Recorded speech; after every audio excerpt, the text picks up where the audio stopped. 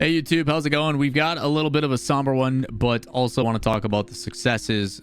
If you guys do not know and have not seen the news, the GOAT of Rocket League and a pivotal person in the growth and the development of the game, especially here in North America, GarrettG, Garrett Gordon, has officially retired from the game.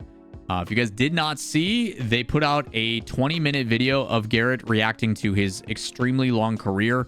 I'm not going to watch that all with you guys just because it's an emotional thing and stuff like that, but Garrett has stepped down from the competitive scene, and I think we kind of saw some hinting of this, of not knowing what was going on for rumors and this and that, but I respect the heck out of it. If you guys don't know, I'm from Green Bay, Wisconsin. I'm a big Packers fan, and watching what Aaron Rodgers is doing to his own legacy is kind of like self-sabotage, the situation with the Jets and stuff. It's just like, dude, just I understand you love the sport, put it down, retire on top, do your thing, you know, back-to-back MVPs. I think Garrett, and a lot of respect, is he knows when to call it quits. Like, Garrett could 100% still compete. He could still play for like a potential top 8, top 12 team, but he realizes, he's like, you know what? I've been playing this game for almost 10 years. I've been doing my thing. I've gone through many iterations. I have done everything there is to do. And rather than just sticking around, he's like, you know what? I understand it's my time to go. And I respect the heck out of it. So Garrett is officially stopping and stepping down from the competitive space. But what is cool is he is going also the squishy route. For those that don't know, like, one of NRG's first rosters was, like, as an organization, was coming into the RLCS. Garrett was a part of their growth and development into what is a powerhouse org nowadays. Garrett being a pivotal moment of that makes perfect sense for him to be like, hey man, you've been with us this entire journey. Why not also be part of the organization? Which is what orgs want. If you're an organization, you want to find a young diamond in the rough type person who, like, by all means, when I started interviewing Garrett, I remember the season 1 world championship interviewing Garrett. Both him and Turtle almost got pooped on by a bird because we were in some like villa thing in the nightclub and it like barely missed them. That's actually how the interview stopped.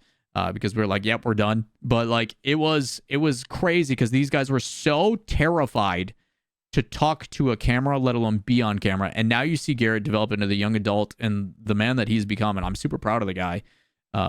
But he's sitting on camera alone for 20 minutes talking and going through his emotions and discussing what he needs to and stuff. And it's like, seeing the growth and development of the players instills you with such a feeling that, like, these are the narratives that we don't have enough of, and we talk about the importance that they play. Like, if we didn't have a Garrett throughout the history of RLCS, and I'm not just trying to glaze Garrett because I'm a big fan of the guy and have a lot of respect from him as a mutual contact, but like, you guys gotta understand like how important it is to have figureheads like this in the space in order for the game to grow and develop. It can't just be a Kronovi, it can't just be a Cookser, it can't, like, you need to continuously have these people that pass the torch and help develop the game. And we're lucky that we've had someone like Garrett, who is such a class act, to be able to talk and promote and do every interview and do exactly what's asked of him. My number one respect towards Garrett is you never had to ask him, 1, to grind the game or work hard. And number 2, he always was willing to do the thing that was asked of him. He understood and took this as a job. And while, yes, he maybe came into the content game a little late, he still understands the importance of it. And there is a reason why he can continue to thrive in esports because of that content side of things. So again, it's one thing to have that type of stability that he has created for himself, but on the other side, like I said, going that squishy route, squishy co-owner of Cloud9, GarrettG now a co-owner of NRG, which is crazy. I would love to hear more about this, and I'll try to reach out to Garrett to see if he wants to do an interview on it, on what exactly it entails to be a co-owner. Maybe it's just him like providing insight of, you know, hey, this is what the expectations are from players. These are people that are available, kind of like a scout. But I hope he has more involvement. Like, I would like to see him work hand in hand with Andy. Where's Andy?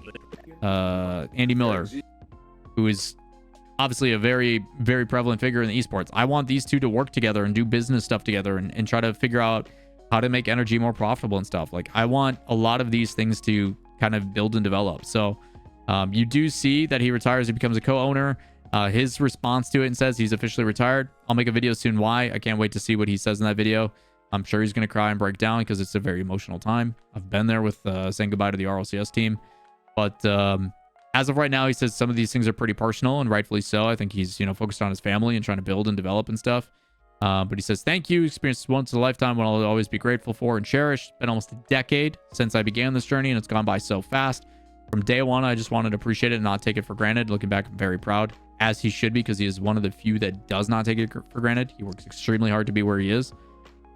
Made so many memories, some hardship and failure, overcoming what I felt was impossible. All the friendships, relationships I've made, places I've gotten the privilege.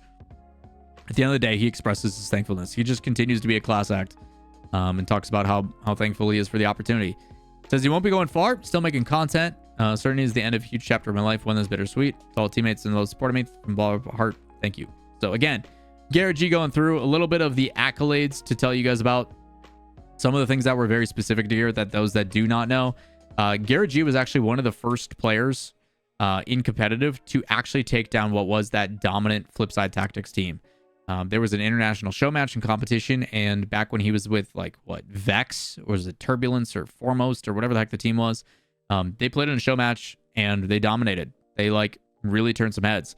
You guys gotta understand, when it was like the Gibbs, Sad Jr., Kronovi, Gambit type players way back in season 1, while that Cosmic Aftershock team was like 94 or 96-0 before they ended up losing, GarrettG, when he was with Turtle, J-Raw, Moses, and some of these like OG guys, was the first true team of non-SARP vets to come in and say, we can be just as competitive. We're the new kids on the block.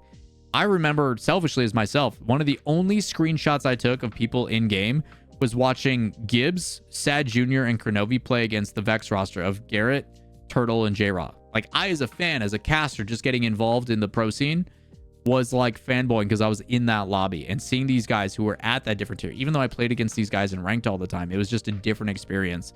And to see where he is now 10 years later is absolutely insane, man. Like, it's so cool to see what is essentially these kids grow up in front of your eyes. And I still think Garrett's a kid. Like, Garrett's only 23. He is literally 10 years younger than I. He is the same age I started when I got into Rocket League and esports.